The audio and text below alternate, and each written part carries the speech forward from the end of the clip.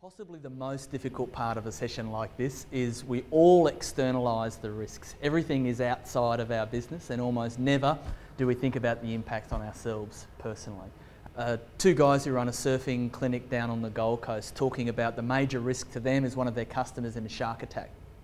I said, well, in terms of likelihood, the person who's on the board every day is actually your brother. So one of the most likely people to be affected is your brother. How does your crisis response program, what does your plan do if it's him that's affected? And the whole thing goes out the window for obvious reasons. Whole family, the whole team of people who would have been helping them in a crisis situation were all family members. So every one of them would have been dedicated and by the side of that person who was injured. And they, quite obviously, would throw the business needs second. So in that situation, we call it Murphy's Law, and I always put it right at the top in terms of resources and time. It's one of the hardest things to overcome. The last thing you want to happen at the time happens.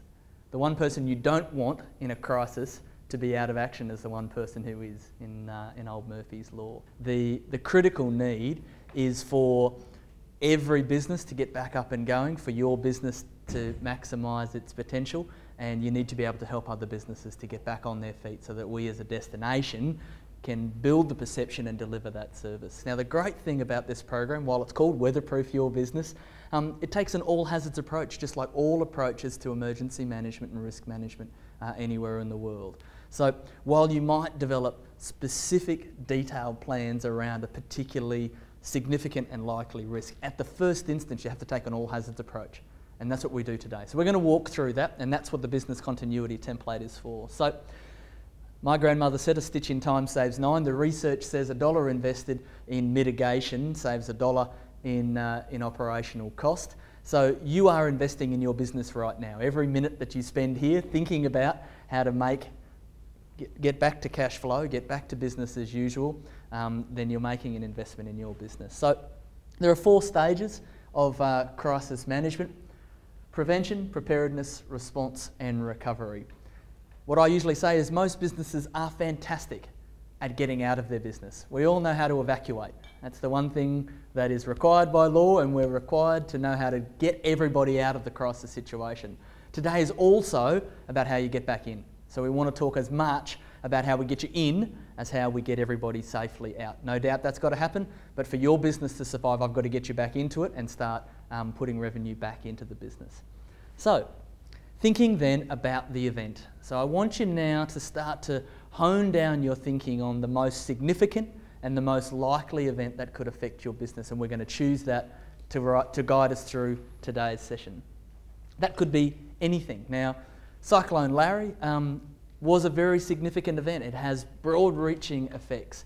So we often use those, what we call crisis situations. So this is an incident or an event, and this is where we come into something like a crisis that has long-term impacts on the business. It doesn't go away overnight, and it has potential to have a significant drain on your resources, both in responding to it and in reduced cash flow over time. If we can find something that has that significance and impact over time, then you'll get the most out of this exercise. If you use something simple, like loss of IT services for an hour or two, then you won't be able to explore the depth and range of the issues that your business might face. So think about something that's going to have some long-term impact. And this is where we start to use your business continuity template. So inside the front cover is this little checklist here, and this is my response to Murphy's Law.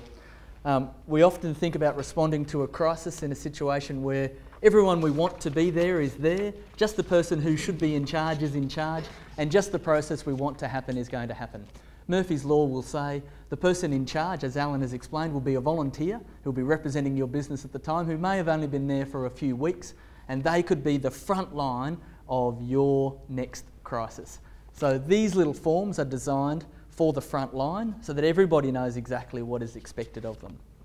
So what I want you to do is just flick past that into page 5, and we call them triggers and implications. And I want you to identify the most significant and most likely impact on your business.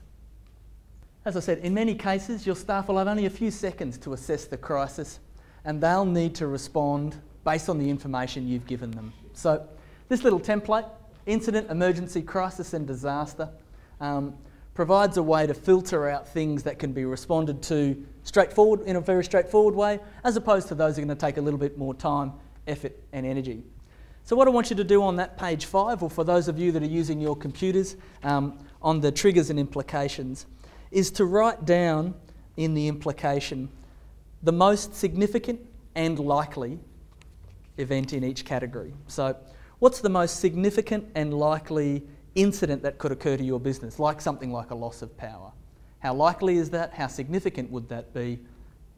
Which one of those is it? So write down examples of each of those sort of crises. And we use this little exercise here to give you some prompts and ideas so that you can use the ideas that other people have put forward.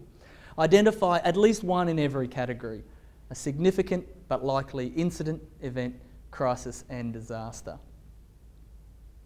For the one you've identified as a crisis, that one which impacts and has the potential to impact on human life, on the viability of your business, on other businesses, and relies on other parts of the region to be involved, that's the one I want you to think a bit more about today, and that's the one we want to use as our example right the way through today. Karis, if that's a weather event, extended wet period leading up to the event day, what does that mean for you? Is it cancellation, is it refund, or is there some alternative? Is there a way for us to continue the business on?